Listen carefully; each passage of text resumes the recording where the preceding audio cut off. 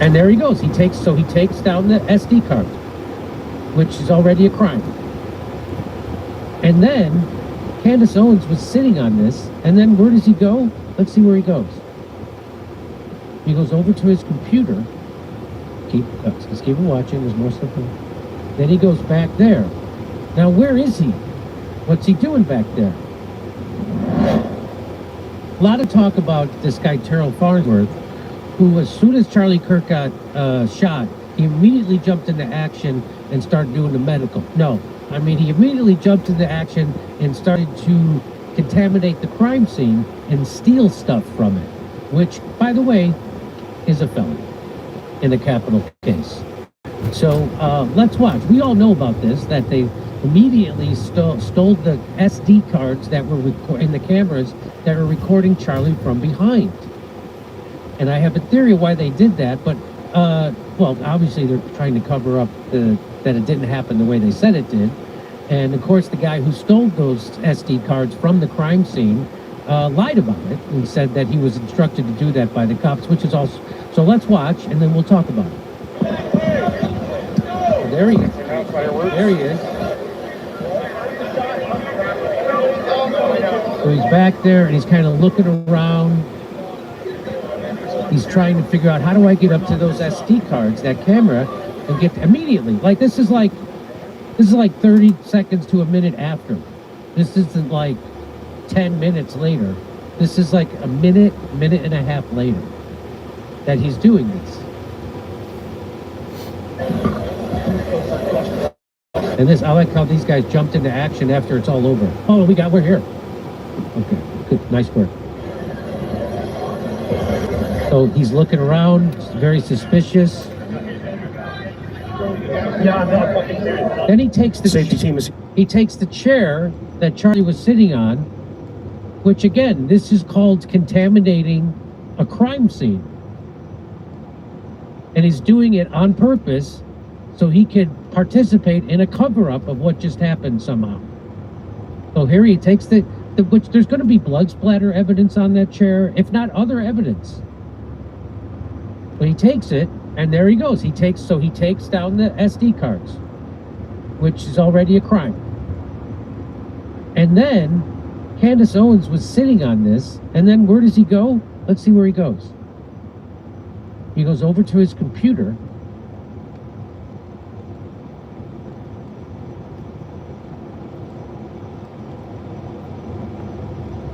Let's keep it watching. There's more stuff.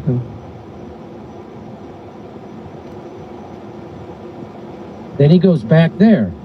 Now where is he? What's he doing back there? Well, Candace Owens has been sitting on this video since it happened. And we're going to show you what he's doing. This is where, yeah, you can turn it up.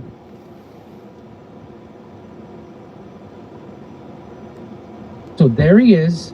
Terrell is there. He looks around, again, nervously. And he puts the SD card in his pocket. And he zips up.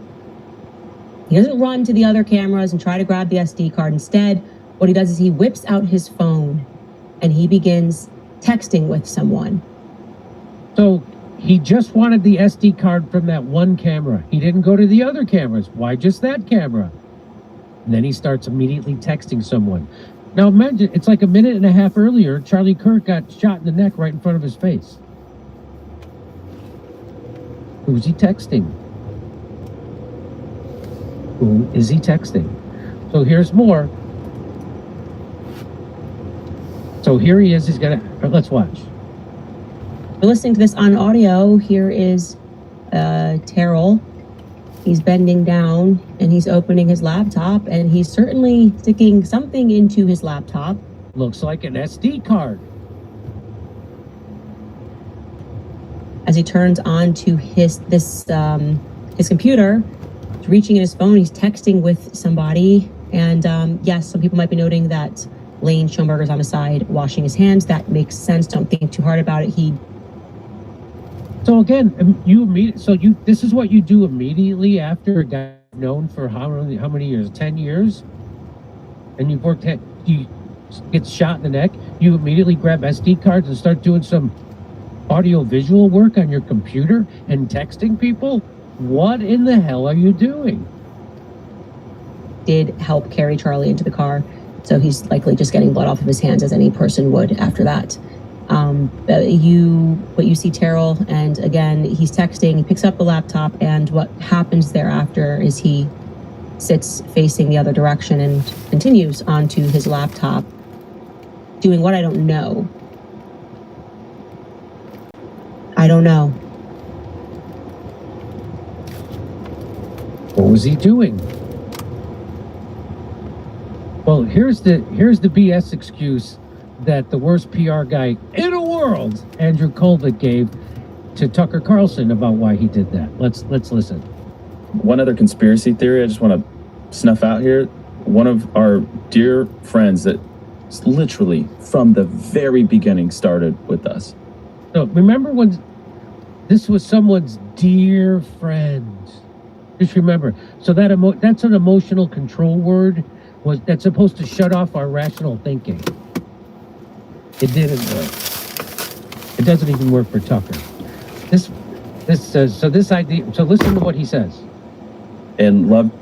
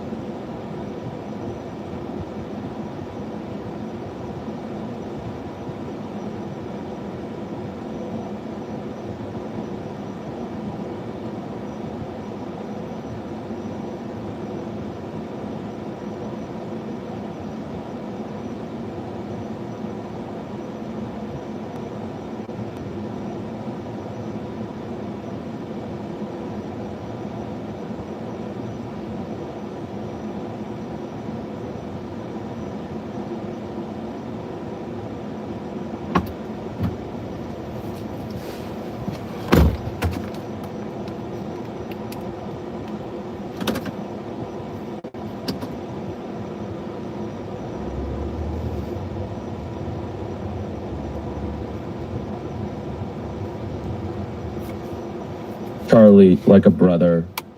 He See, Tucker, like, okay, where are you going with this? Why are you doing all this garbage, this preamble about how much he loved Charlie, he was a brother? What did he do with the SD card? Just tell us why you got to do all that stuff. Oh, that's right, because you're just trying to emotionally manipulate us into shutting off our rational brain. And Tucker has been in journalism his entire life, and he knows what he's doing. He's like, are you freaking kidding me? You're trying to do this? Let's watch. One other conspiracy theory I just want to snuff out here. One of our dear friends that literally from the very beginning started with us and loved Charlie like a brother. He grabbed the SD cards out of the camera afterwards. And there's all these conspiracy videos about, like, why did he grab the SD cards? Well, Why did he? And now we know he immediately started doing some kind of computer audio-visual work on it. Super suspect. And then he lied about why he took them. He said that the police ordered him to take it out, and the police said we didn't do that. Because that's contaminating a crime scene. That's a crime. And in a capital murder case, that's a felony. So listen to this. This is what they say. Ready? Here we go. first of all, they're in the possession of the FBI. Okay. That's a lie. The SD cards were not in possession of the FBI. He edited the content that was on the SD cards, and then he put it on a thumb drive, and then he sent the thumb drives to the FBI. So they're, again, literally caught lying, just like Andrew Wilson was literally caught lying many times during the debate with Candace. That's all they have. Okay, here we go. So let's start it from the top.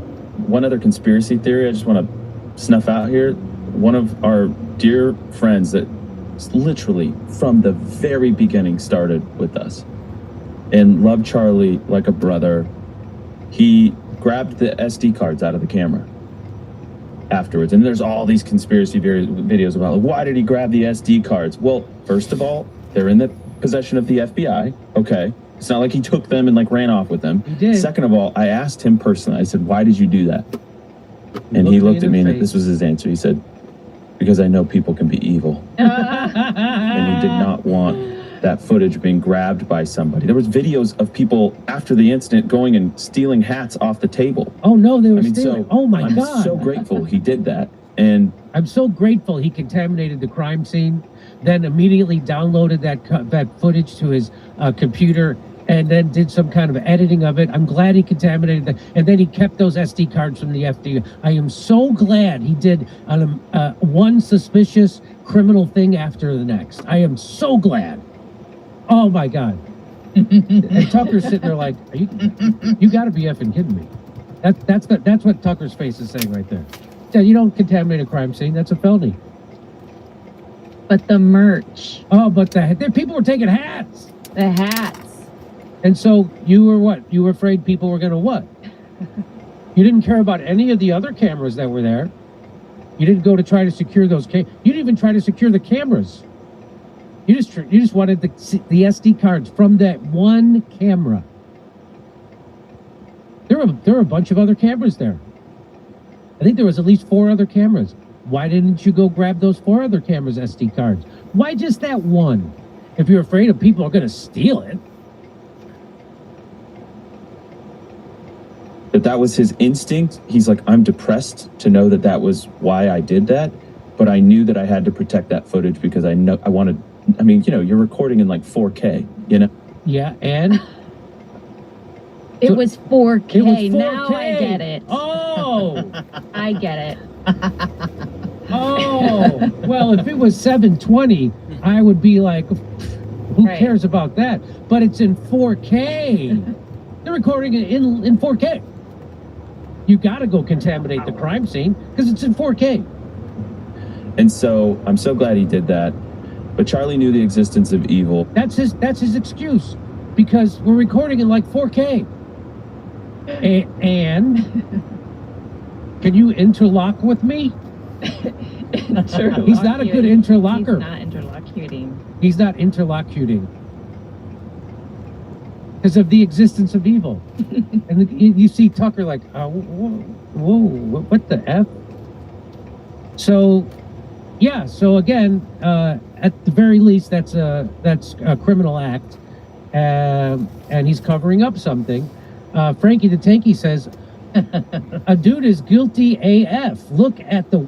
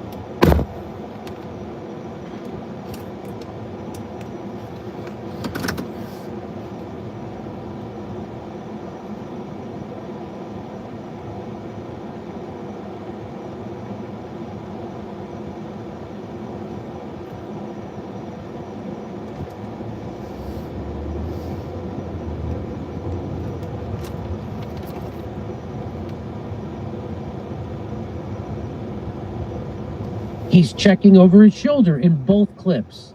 I know guilty when I see it. He looks like an amateur looking around in a gas station before stealing a candy bar. I know others know exactly what I'm saying. They should get that guy into a space to have an open dialogue. I can tell that he's the weak link in the conspiracy. His conscience has got to be eating him alive, and I don't believe he could handle a discussion without a breakdown. He's not built like Neff, Colvette, and Erica. I agree with that. He's fragile. He's like a frangible bullet. Where are all the Candace haters now? Where is all the name calling, all the she's a conspiracy theorist talk? Let's be clear. Candace sources are legit. Every time she drops receipts, the same people who were loud yesterday are real quiet today. Funny how that works.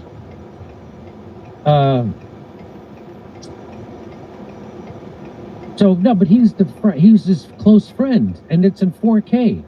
Dear friend. He was a dear friend. That makes about as much sense as Building 7 coming down because it apparently had survivor's guilt. Yeah.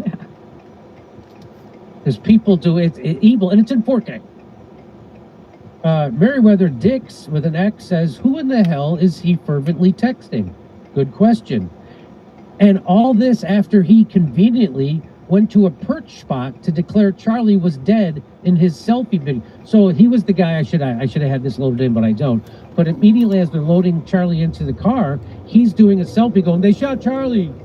And look, they're loading him into the car. They shot Charlie immediately. And then he immediately stops and goes and gotta get the SD card. Went back and after he does the selfie, he goes back and desecrated a crime scene by moving the chair Charlie was shot on and standing on it to take the camera in the SD card. Take out the camera in the SD card. Looking around like a criminal the whole time. Dude is shady AF. Joey Wright said, "I could not imagine having a coach or a leader that I loved, liked, friends with, and or respected just got assassinated in front of me. And then worry about camera footage? Or texting somebody? I know in my heart and my mind, I would be devastated. Fishy, fishy, fishy." Chase Geiser, so here's the theory. He took the SD card because it had the audio from the Rode mic, which exploded. Now that's a theory.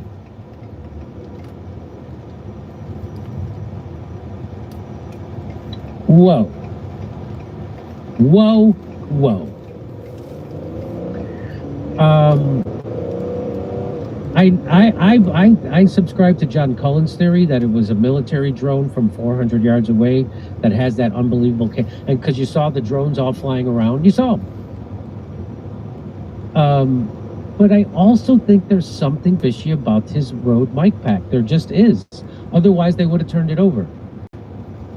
There's just something. And so we had, there was an accidental 911 phone call. Nobody will say whose phone it was, and nobody was talking except you hear someone say, get that off him. What were they talking about? What did they want to get off? Why do they want to get it off him? So Candace for the win. Once again, Misha. Candace for the win. And I wonder if she's dreaming about a phallic symbol coming out of her shorty pants. Probably had those a long time ago. Probably. She's probably over that. Okay. Again, another huge victory for Candace, another huge loss for the Liars at Deep USA. And if you want to hear my jokes about this, September 13th in New York, the Village Underground, best club in New York. Then I'll see you September 18, 19 in Rosemont, Illinois at the Zanies. September 20th in Chicago, downtown at the Zanies. Go to jimmydore.com for a link for tickets. Hey, come see me do a live celebrity panel August 30th in Burbank, California. Then stand up in New York City at Village Underground, September 13th. And then in Chicago, September 18, 19, and 20 in Rosemont and Chicago. Go to jimmydore.com for a link for tickets.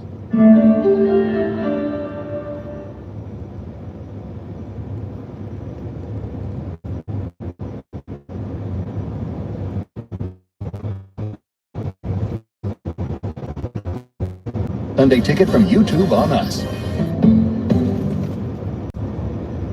Did you know that you can get your prep for free? With Mister, you can get your prep prescribed to you online and delivered right to your door for free. Whether you have insurance,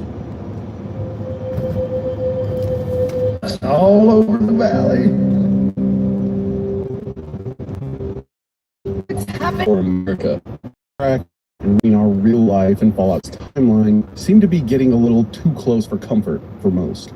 The comparisons are almost shocking in certain situations. And in that video, we didn't really dive super deep into those comparisons. Mostly, we just left it at face value because it was a lower video about Fallout's pre-war America, not really a breakdown of those freaky similarities. But it also left us, and maybe some of you, wanting a bit more. So that's what we intend to do for this video. Really break down just how much of Fallout's world is starting to become almost a reality for us. Is life imitating art, or is it the opposite? Now, that video we did got an insane amount of comments, far more than we usually see with a video of the same comparison. It's not super mind-boggling. People obviously have strong opinions on the state of the world at the moment. And people were connecting the dots between Fallout's world and ours, just like we did. But why does our real life resonate so well with Fallout now? Because if you really break it down, we aren't a one-for-one clone, really. I think it's more about how the apocalypse came to be. Those tiny steps that built up to the butterfly effect leading to the bombs dropping in October. And the scariest part is that we're seeing those same little steps happening in the real world. When Fallout 3 released in 2008, or even Fallout 4 in 2015, it seemed like being on the cusp of nuclear war was possible, but not this close. Maybe during the Cold War, of course, but in 2008 or 15, it felt exaggerated, I guess you could say. Still a problem, of course. But then, when you start adding in corporate monopolies and resource shortages, it seems like those are just getting worse. Don't forget about machines replacing human workers. That wasn't a big issue 5 years ago like it is now. An inevitable fate for us now. But in there while playing Fallout. I remember thinking, man, these corporations are insane. No way real life ones could get away with the things they were doing. And oh boy, now it just feels like another day when we hear about another corporation doing something unthinkable.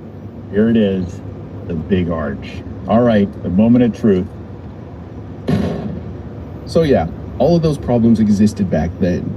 But now today, they're all colliding at the same time. Fallout's world ended after international competition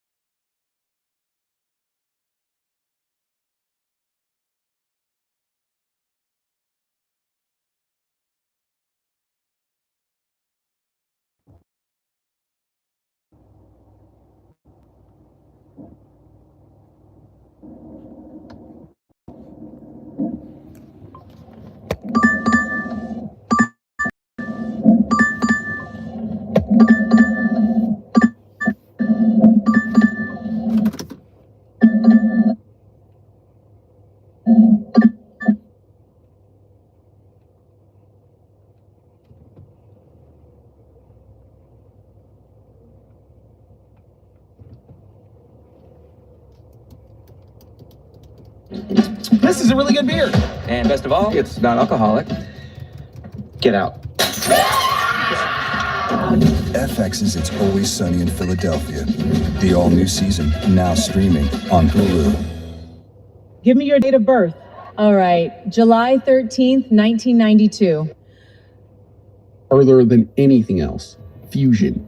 By 2077, fusion technology is already becoming common throughout pre-war America. Cars are even running on fusion power. On December 5th, 2022, an megajoules of laser energy into a tiny fuel target, and they produced about 3.15 megajoules of fusion energy. In April 2025, the same facility had increased that by a lot. Around 2.08 megajoules of laser energy delivered to the target produce around 8.6 megajoules of fusion energy. There is something important that we have to bring up.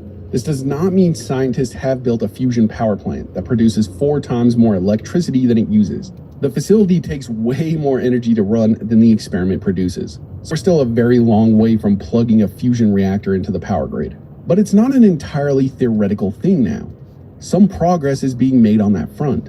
In June 2026, the Department of Energy released a new fusion science and technology roadmap. It was aimed at overcoming the remaining engineering problems and eventually supporting fusion pilot plants and commercial fusion energy. The department is targeting the possibility of commercial fusion development beginning in the mid-2030s. But that timetable in reality probably isn't going to happen. It's nice they made a goal though, I guess. So is America becoming Fallout in the sense of nuclear energy? Not really, but kind of. I would say it's more in the sense that we're starting to really put that energy back on the map. People have really been terrified of it for the last few decades. But maybe the thought process is changing. As far as the government and corporations are concerned, they're going back at it again. Regardless. Fusion-powered cars and robots trimming our hedges. No. But 10 years ago, people would be amazed by how far technology has come, even in that short amount of time. So never say never. In another 10 years, how is nuclear energy gonna look? Will it be everywhere in a sense?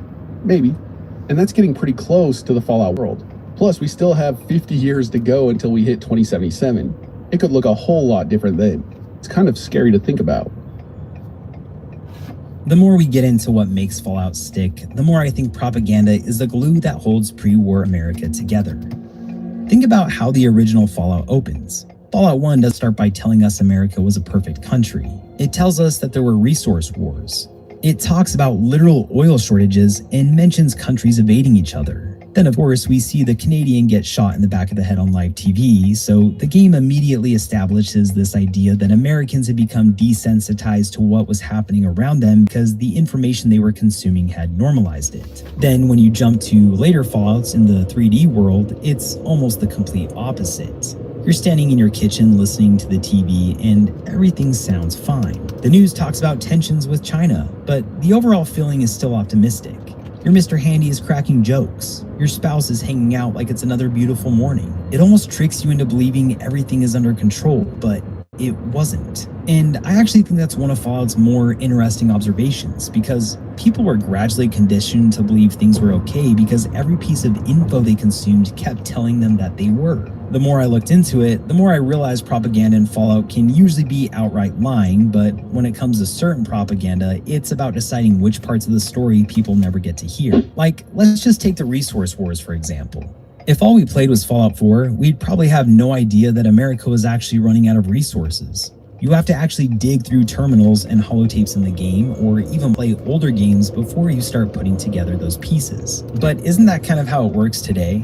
We don't even consume news anymore because we just consume algorithms. I'm not even saying that's some kind of giant conspiracy because it works. Algorithms are trying to show us what keeps us engaged and not necessarily what gives us the fullest picture, and Fallout behaved the same way. Vault-Tec sold safety, the government sold patriotism, Nuka-Cola sold happiness, or maybe happiness in a bottle rather. Robco easily sold convenience, and every major institution in Fallout was trying to shape how people viewed the world. Even the posters you find scattered throughout the wasteland tell a story like, their war machine is mobilizing, so let's prepare ours. I actually have to laugh. I remember when Iran was building nukes like a year ago, so America had to go destroy their facilities, effectively ending the so-called war. But I also recall the war turning back on about 10 times since then, and also ending about 10 times since then. And it feels like this War Machine poster in Fallout rings as true as it ever has. Or if you go back to Fallout 3, they had this Lady Liberty poster telling Americans to support our troops and buy war bonds, which was presumably the strategy the armed forces would use to gather more revenue from its civilians. But that propaganda also holds true today, where money is printed out of thin air. Except it's really printed from the Federal Reserve, which, by the way, is also propaganda because it's not a federal institution at all. It's actually a private bank, which our government loans from and causes things like inflation to help fund these wars. So in my opinion, our propaganda runs even deeper than it does in Fallout when it comes to the Department of Defense. I mean, the Department of War. I don't know. I guess it can be called both now, but like, even that name change is just silly propaganda. Like, why can't we have a Department of Peace? And finally, I'll touch on one more classic wall poster from Fallout 4 where we see an anti-communism poster claiming the walls have eyes. Maybe they did, but I have a hard time thinking it was solely just China spying on Americans. Based on the surveillance state towards the end of the country, it seemed like America was involved in that too. Ever since the Smith-Mundt Modernization Act of 2013 was passed that essentially lifted the domestic ban on broadcasting U.S. government-produced information programs, I feel like Americans have been fed similar programming and have been ways in a calculated manner. But who knows, maybe I'm just getting a little too caught up in all this Fallout propaganda myself. But what about you? What's your guys' favorite poster in the series?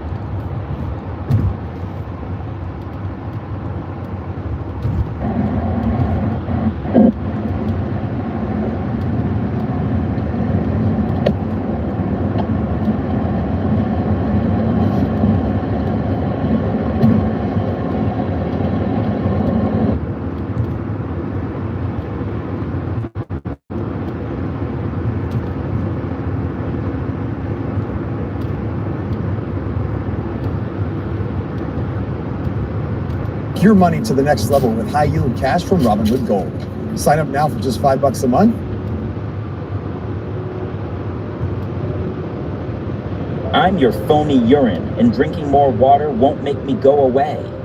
You think I'm here because 2013 was passed that essentially lifted the domestic ban on broadcasting U.S. government-produced information programs. I feel like Americans have been fed similar programming and have been swayed to think certain ways in a calculated manner. But who knows? Maybe I'm just getting a little too caught up in all this Fallout propaganda myself. But what about you? What's your guys' favorite poster in the series? It's easy to look at Fallout's dead forest and poison rivers and blame everything on the nukes dropping. But most people don't realize that before the apocalypse, the environment issues were terrible in pre-war America. One of the best examples of that has to be Grafton Steel. It had to become an important military contractor in the pre-war days, producing steel for the American war effort. And because of that, it gave the company an insane amount of political protection, and the environmental regulations became pretty easy to ignore. The company was dumping toxic sludge directly into local waterways, and pollution from the mill damaged the surrounding ecosystem. One resident, Otis Pike, wrote in February 2077 that the steel mill simply kept pumping poison out. The famous Toxic Valley we explored in '76 got a lot worse during the Great War when a guy who used to work at Grafton Steel, a chemist named Darius Engler, sabotaged the mill and released a toxic powder throughout its smokestacks. But all he did was just make it a little bit worse, because they'd been dumping all kinds of toxic sludge into that place for years before that. And by the way, Grafton's not an isolated situation. Mount Blair had been polluted badly thanks to the mining operations taking over the whole mountain. Hornwright Industrial's gigantic Rockhound excavator could tear apart huge sections of the mountain to reach the resources underneath it. The mining became so insane that the air quality in some of the towns nearby had become awful, and people were already complaining about it. A pre-war town newsletter in Lewisburg has a toxic ash PSA. Residents there are told that when the weather becomes unfavorable, they should put on their gas masks, and that replacement filters are available at the visitor center. Think about how insane that is. These people are still just going about their American lives, even going to festivals or whatever it is. And then they're putting on a gas mask because industrial pollution has mixed with the weather, which has apparently become normal enough to include in the town newsletter. And the corporations responsible were even developing technology that could supposedly clean up the damage. Hornwright was approached by an environmental organization called the Clear Skies Alliance, and they wanted to install air purification systems around Mount Blair. They wanted to remove harmful particles from the air and improve what the group described as an unhealthy living and working environment. Consider me highly surprised. Someone was actually trying to make a positive difference for the environment in the Fallout world. That had to be a rare occurrence, and maybe it might have even worked well, until Hornwright gets involved. Rather than just using the machines to clean the air, Hornwright discovered that the particles collected by the purifiers could contain useful minerals. The company modified the technology into what became known internally as ash forges, taking something good and just polluting it, something they seem to be really good at. One researcher working on the system was fuming after finding out what Hornwright was doing, writing that his team had been brought there to clean the air that the company had ruined, not help pollute it even further. Water infrastructure wasn't doing much better either. Weston Water Treatment Plant had been built in 2051 as part of an effort to modernize Boston's sanitation infrastructure. But before the Great War, management became obsessed with reducing costs. The company allowed these crazy risky changes at the facility, and they eventually covered up a cholera outbreak connected to what management was doing there. The United States today is probably not as bad environmentally as Fallout's America.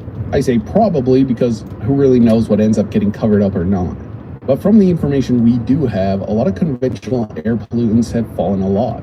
EPA data show that since 1990, national concentrations of pollutants including carbon monoxide, nitrogen dioxide, and sulfur dioxide have dropped substantially. But hold your supposedly extinct Fallout horses, because environmental pressure has not disappeared, it's only changed. As of April 2026, the Bureau of Reclamation reported that the Colorado River system was sitting at roughly 36% of total storage capacity after prolonged drought, while the basin had just experienced its lowest winter snowpack on record. More than 40 million people depend on that river system. So similar to what happened with Mount Blair, the US Gov is going to try and use technology to make damaged or limited resources usable again.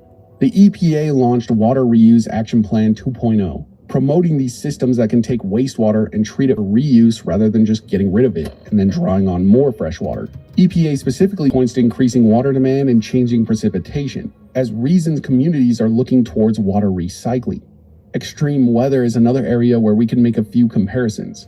But keep in mind that we shouldn't pretend Fallout establishes modern climate change exactly, not the way we understand it. It doesn't, really. But we do see a lot of people and groups having to respond to the environment around them based on their situation, like the townspeople that have to wear masks every once in a while, and they made it a normal thing.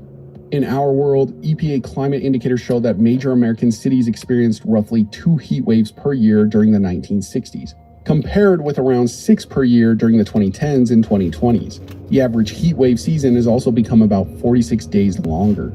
We are now having to find ways to exist in our environment in ways that we didn't have to before. I mean, look at what happened this summer with the European countries and the heat waves they were dealing with. The infrastructure wasn't really there to handle it, and now they might have to respond to that. Let's not forget about the data center problem and the water issues with all of that. Corporations taking and polluting resources for their gain. How long will it take for regulations to be pulled back to help people when the environment gets more harsh? By 2077, are we heading for polluted rivers and toxic lakes? Hopefully, we stay far away from what it's like in Fallout.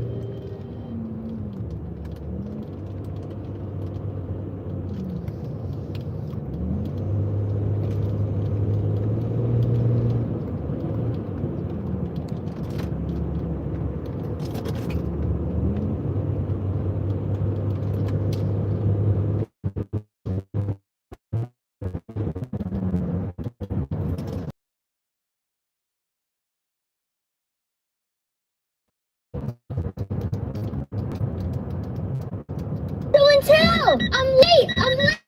And that concludes today's show and tell. Wait! I brought something! You can share next week. Sorry to interrupt. Nectar legal. Any child delayed, Nectar Kids Extreme Comfort is entitled to one show and tell presentation. This is my rock. Oh. Great. Recess. But it is.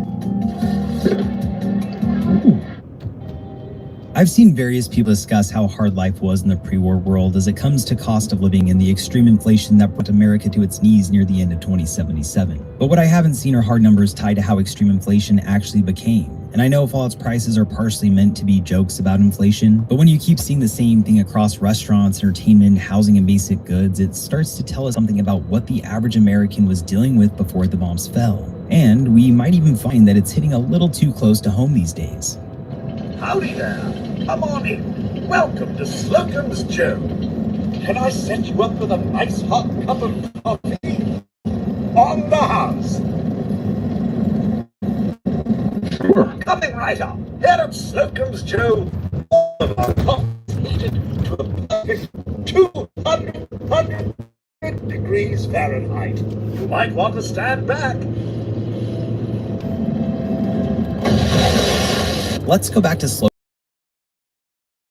Cost around $22. A dozen in a jelly donut would set you back about $30. Now, obviously, price vary depending on what's the day. Donut is probably around $3 to $4, assuming it's a specialty shop, not Seasons. A dozen might be somewhere near $18 at the same place, and a basic coffee and donut combination would probably run you about $6. That would make the Fallout donut about 6 times more expensive, and the dozen more than 11 times more expensive, and the coffee combination about 5 times what we might be paying today. Now, to be fair, paying $30 for breakfast in 2077 might not be completely insane if wages had risen alongside it. The problem is that Fallout hints that they hadn't. We hear about shortages, layoffs, automation taking jobs, and workers striking against companies that were replacing them with robots. So even if the number on someone's paycheck might have looked massive, what actually mattered was how much that paycheck could buy, as we all know too well today. If your salary goes up by 5 times, but your groceries go up by 10 times, you didn't become richer. Shit just got more out of touch. Then if we go back to back alley bowling, where the attendant charged like $5,000 for a game of bowling? I mean, I don't know what kind of bowling experience General Atomics thought they were offering, but for $5,000, I'd expect some one-on-one training with the world's GOATs, like this guy. Today, a game at a normal bowling alley is often under 15 bucks if you include the clown shoes, so bowling is essentially up like 300x. Now, I don't think we should use that bowling price to calculate inflation because I think it's kind of a joke. Galleria was a luxury experience, which it wasn't, or Bethesda just wanted us to laugh at how worthless pre-war money had become. Regardless, by the end of Fallout's pre-war timeline, Americans were used to seeing prices that would look completely absurd to us. So that got me wondering, what would the average person actually have been making in 2077? Fallout never gives us an official average salary, so this is definitely an estimate, but I think we can get close to the general area. Today, average private sector earnings are around $37.64 per hour. Based on the average work week, that annualizes to roughly 6-7K per year. If we scale that salary using the Slocum's Joe menu, where everyday items are roughly 5 to 11 times more expensive than comparable food today, we end up with an estimated pre-war salary of somewhere near $335,000 on the low end of the average.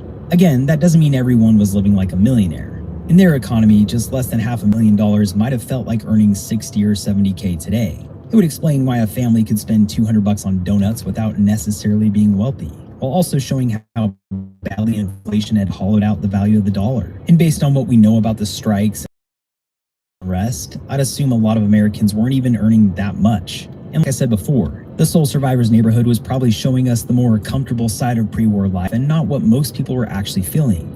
That's where I think the comparison to today's America becomes a little uncomfortable. We aren't paying a kidney for bowling, but people are still watching the cost of housing, food, insurance, and entertainment rise while they wonder whether their wages are actually ever going to keep pace. As of June 2026, average hourly wages were up about 3.5% from the prior year. But after adjusting for inflation, real hourly earnings had increased by only 0.1%. And that's assuming you believe the government's BS on inflation, considering they strip a ton of goods out of the figure when they make up the inflation number. Which is why I want to use the money supply as our starting point. More money existing doesn't automatically mean every price rises by the same percentage though. You also have to look at production, lending, consumer demand, and how quickly money is moving through the economy. But I still think it matters because expanding the supply of dollars can create inflationary pressure, especially when the amount of money grows faster than the amount of goods and services available to purchase. According to the Federal Reserve's H6 release, the money supply reached over $23 trillion this past May. This includes things like physical currency, checking and savings deposits, small time deposits, and retail money market funds. So it gives us a general idea of how much relatively accessible money exists throughout the economy. So are we on track to see Fallout level prices by 2077? Well, technically, even normal inflation would eventually produce numbers that would make our parents roll over in their graves.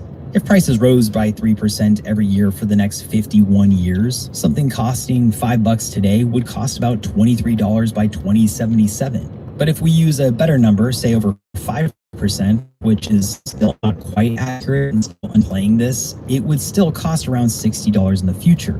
So a $22 donut 50 years from now doesn't necessarily require economic collapse like we see in Fallout. It could simply be the result of decades of compounding inflation where wages hopefully rise alongside it. The more important question is whether purchasing power keeps up, which in Fallout's case, it definitely didn't. The future consisted of running out of resources, fighting multiple war fronts, and automating away employment while corporations and wealthy communities continued living comfortably. That doesn't exactly sound like something we'd ever experience, right? Right? Oh, and in case you're wondering, this would also mean that the average home price by 2077 would flow closer to $6 million if you assume the average home price in your area was around $500K today. Again, this depends on where you're at in the country today, but yeah, the future seems just a little bleak. Fallout wasn't exactly trying to predict the future so much as it was trying to poke fun at it. It exaggerated real fears we face today based around corporate power and the dying middle class, all while dancing around resource wars and extreme inflationary environments. This series was made to tell a cautionary story, but some of those themes feel surprisingly relevant today. But what about you? What do you guys think? Is America on track to face Fallout's future? Let us know in the comments below. Thanks for watching, and remember, enjoy time is never wasted time, and we'll see you in the next.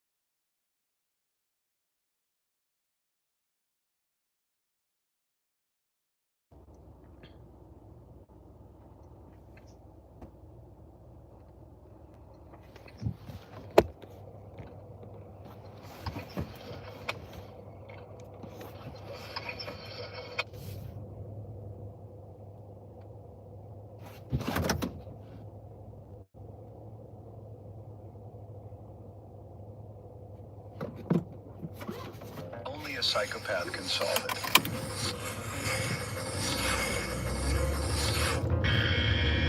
These puzzles can only be solved by either a genius.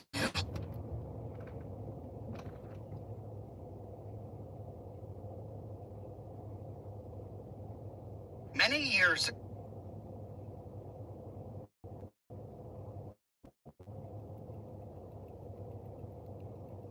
Ladies and gentlemen, welcome to the Tim Dillon Show. We did it. Meghan Markle and Harry are going back to the UK. This year, the Tomb Raider franchise turns 25 years old. We here at Suggestive Gaming figured a perfect way to celebrate this occasion would be to look back at the story of all of the games featuring our favorite adventurer, Lara Croft, so far. Because this is obviously such a massive undertaking, this journey required me to recruit some help. So please welcome streamer and YouTuber, Steve of War. Thank you, please. Oh, you're too kind. Please, hold your applause, please. They literally have my wife and kids, please don't help. Seeing as the Tomb Raider franchise is so vast, we're going to split this into 3 separate videos, one for each of the game continuities. The original timeline containing the classic core design titles, the Legend timeline containing the first reboot Crystal Dynamics titles, and the modern timeline containing the currently running series by Crystal Dynamics as well. We'll also be covering a few supplementary materials, but since we're focusing on the video games timelines, we'll be leaving out various Tomb Raider and Lara Croft media. This includes the Angelina Jolie and Alicia Vikander-led films, a short-lived animated series, and the long-running Top Cow comic series. We'll also be leaving out various portable, mobile phone, and spin-off games, as well as some expansion and DLCs, mostly for brevity's sake. Before we begin, I do want to take a moment to thank the sponsor for this video, Displate. I've been a fan of Displate's wall art for years, so I was super excited to work with them on this video, and I was actually blown away with the options of prints available on the site right now. There's over 1.4 million designs available in any category that fits your interests. I'm namely a gaming fan, and there's an abundance of art available featuring some of my favorite franchises. But I also love film, music, comics, and photography, and I found myself paging through for hours looking for the right thing to hang on my wall. If anime and manga are your thing, there's tons for you as well. After I placed my order, I was pretty surprised with how quickly the box arrived at my doorstep, especially since each display is printed on demand, even with the Master of Production signature right on the back.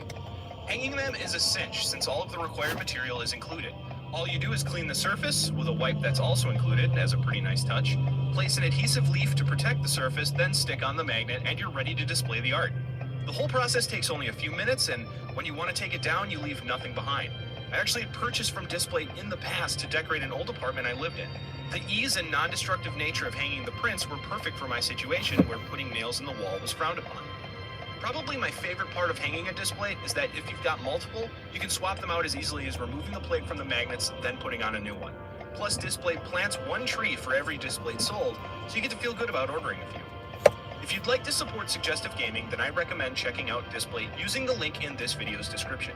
There you can find some art I found and recommend, as well as the ones I'm hanging on my wall right now.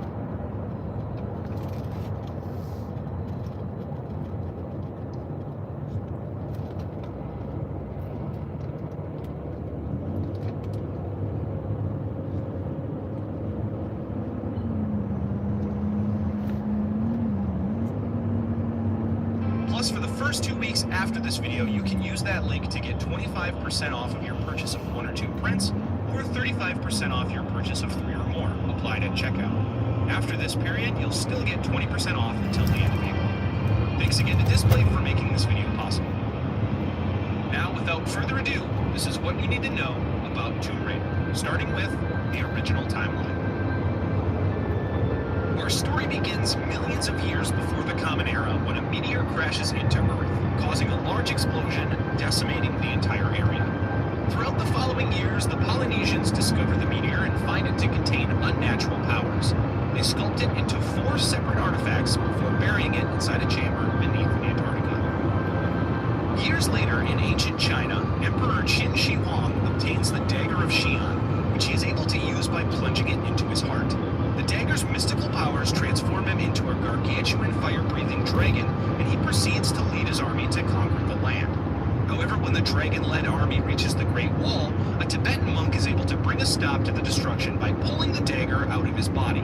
Later, the monks take the dagger to lock it away in the Temple of Xi'an, and when one places it in its resting place, a blast of energy kills him as the door locks behind. Need a new mattress but confused by all the choices? At Mattress Firm, we make it easy. Our sleep experts have the unrivaled know-how to match you. In 2 miles, take exit 136. Over 2,000 years later, in 1834, 4 sailors set off to travel around the world in Charles Darwin's ship, the HMS Beagle. In Antarctica, the crew find some meteoric artifacts. However, they are soon attacked by a pack of wolves and are forced to leave the caverns. One member of the crew, Paul Caulfield, dies during the escape, and the remaining crew decide to bury him, leaving a crude wooden headstone in his memory before sailing off to return home. Afterwards, the remaining crew separate to different locations across the world, each taking an artifact with them. However, when 3 of them are subsequently murdered, one in Nevada, one in the South Pacific, and one in India, the surviving member, Stephen Barr, sells his artifact in London out of superstition. On July 16, 1945, in Los Alamos, New Mexico, a nuclear test blasts open a buried device revealing a woman encapsulated in a frozen pod. In 1984, we meet 16-year-old Lara Croft, staying with her family butler, Winston, in his cottage in Ireland. As she gets ready for bed, her family's priest, Father Patrick Dunstan, enters the house to speak with Winston. Lara eavesdrops on their conversation, learning that the nearby villagers have been reporting sightings. In a half mile, take exit 136 onto State Road 8900, Centerport Parkway toward US 1, Stafford Airport. Once on the island, Lara comes across a ghastly undead spirit hanging from the gallows tree. He tasks Lara with returning his heart to its resting place, stolen from him and placed somewhere within the World Tree, promising an other. Take exit 136. Lara looks for the heart and finds Father Patrick, surprised to see her there. He tells her to wait for him at the nearby chapel, and she heads out. She finds in a quarter mile, keep right towards Stafford Regional Airport. There she sees a vision of death and follows it into a labyrinth beneath the chapel. Inside the labyrinth, Lara finds a mysterious book before reuniting with Father Patrick once again, his hair now a ghostly white. The pair leave the labyrinth, and Father Patrick explains that the book she found is the Bestiary, which contains incantations on how to protect herself from the various demons on the island. Keep right towards Stafford Regional Airport. Then bear right. An ancient demon on horseback called Verdelet. Verdelet explains that he is trapped at the old mill by the surrounding running water, which demons can house. Bear right onto Centerport Park, State Route 8900. Water, freeing the demon. Now free from his imprisonment, Verdelet lets Father Patrick go, but quickly turns his sights to Lara. Patrick reminds her continue for 1 mile. She's able to quickly find Verdelet's entry and use the incantation to gain control of him and banish him to the mill for eternity. Afterwards, Father Patrick and Lara use his boat to return back to the mainland safely. Later that year, Lara takes up an interest in archaeology and joins her mentor, Werner von Croy, on an expedition to Cambodia in search for an artifact called the Iris. The pair make their way through a tomb, with Lara finding a backpack on the way. When they reach the Iris, however, the tomb begins to collapse around them, and Werner gets his leg caught in the mechanism housing the artifact. Lara is forced to leave him behind as she narrowly escapes while Werner gets enclosed within the mechanism. Years later, in 1995, Lara arrives at an opera house in Rome where she meets with 2 men named Larson Conway and Pierre Dupont. The 2 men had hired her to retrieve the Mercury Stone for payment on delivery, but when the pair attempt to steal the stone and the money back for themselves, she is able to outmaneuver them and take the stone back, escaping into the streets. Lara later finds the gate leading to the Philosopher's Stone. No, not that one, and discovers that the Mercury Stone is one of the keys to opening it, leading her to search for the... In a quarter mile, turn left onto Mount Review Road. returns with the Saturn Stone, Larson and Pierre arrive to try and steal it. But after Larson brazenly attempts to insert it into the gate by himself, he is set ablaze by a trap, leaving Lara to be able to continue on. Lara retrieves the Venus and Mars Stone and returns. Turn left onto Mountain View Road, State Route 627. Being taken up by the Gate Serpent Guardians.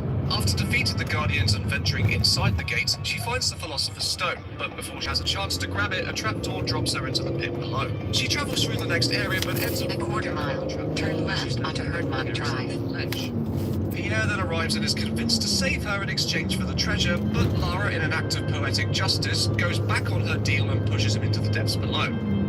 Lara then fights on and finally finds and collects the Philosopher's Stone. The next year, Lara Croft is met in a hotel in Calcutta. Turn left onto Herdmont Drive. Connects her via video call with his employer, Jacqueline Natla. Natla, the owner of Natla Technologies, offers Lara a job retrieving a In a quarter mile, turn right. Found tomb of Qualopec en route. Lara, enticed by the hunt, agrees and makes her way to the Peruvian mountains. There, her and her guide, Carlos, find a large stone door. But when Lara opens it, a pack of wolves emerge and maul Carlos, instantly killing him. Lara is able to dispatch the wolves and heads into the caves beyond alone. Lara traverses the caves and eventually finds the entrance to Qualopec's tomb, but finds that she must stop a waterfall blocking its entrance. She then heads to the Lost World, an ancient area where dinosaurs have survived extinction, a mistake that she soon begins to correct. There, she Turn right. Then 170 Herdmont Drive will be on the right. Find the mechanism to block the waterfall, allowing her to enter Qualopec's tomb. Inside, Lara finds a skeleton. 170 Herdmont Drive is on the right. She was sent to retrieve.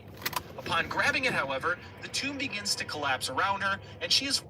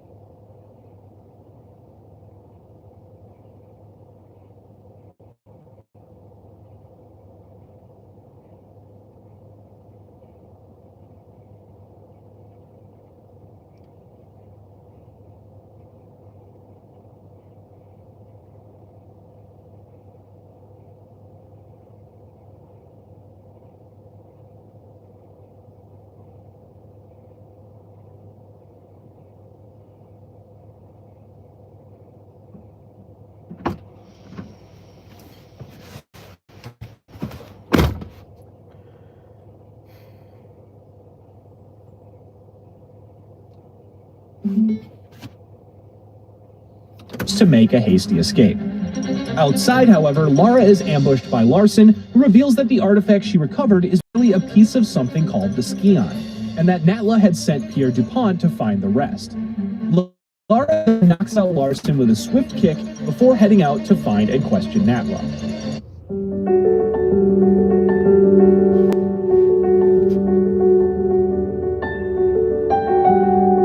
Lara travels to Seattle, Washington, and breaks into Natla Technologies headquarters to find Jacqueline's office. Soon begins to correct. There, she fights off various velociraptors and a Tyrannosaurus Rex to find the Drive south on Herdmont Drive. allowing her to enter Qualopec's tomb. In a quarter mile, turn right onto Mountain View Road. On a throne beside the artifact she was sent to retrieve. Upon grabbing it, however, the tomb begins to collapse around her, and she is forced to make a hasty escape. Outside, however, Lara is ambushed by Larson, who reveals that the artifact she recovered is merely a piece of something called the Scion, and that Natla had sent Pierre DuPont to find the rest.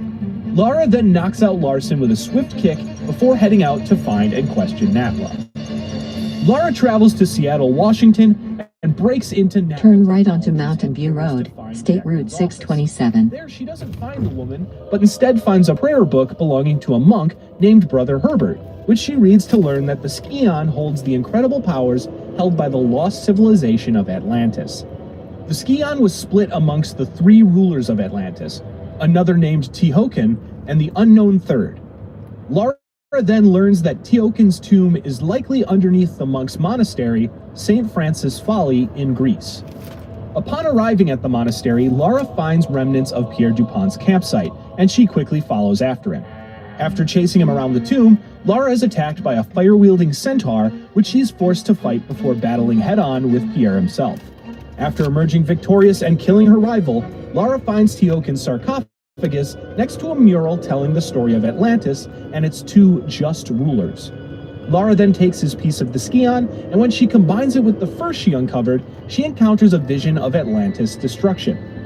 In the vision, the two rulers take the third piece of the Skion from the other and hide it in a hidden tomb before imprisoning them. Armed with this knowledge, Lara travels to the lost city of Khamun in Egypt to find and recover the final piece of the Skion. There, Lara finds Larson one more time, who attempts to kill her for their previous interaction. Lara is then forced to